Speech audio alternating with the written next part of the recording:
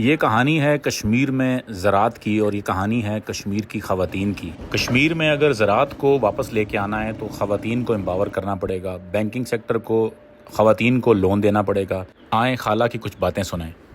अच्छा खाला, ये दसो कि कितनी बकरियां तुसा कोल ते कितने डंगर तुसा रखे? मारे 3 बच्चे 3 कोल 6 बकरियां और ते 2 गाइयां, 1 कुड़ियां ते 1 बच्चा। 6 गायें बच्चियां तुहाडे कोल ते बकरे कितने? बकरियां ने कितने बच्चे? 6 साला च सुनिए 2 बच्चे देनियां। 2 बच्चे देनियां। हाँ। अच्छा ते गां भी बच्चे दे देनी जाए? 5-6 गावां ने रहना च भी कोई ना कोई बच्चा बच्ची हो जाना ना?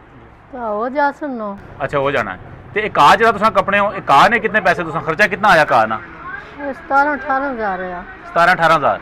क्या खर्चा आया उस इसी चे आना क्या 13-14 हजार तो असा खाली मजदूरी दी थी पठाना जी। उस तो बाद उन्होंने रोटियां बिस्तरे राती रहने रे पठान। किस्सा मुख्तसर, कश्मीर में ज़राअत का महवर ख़वातीन है। ख़वातीन को एम्पावर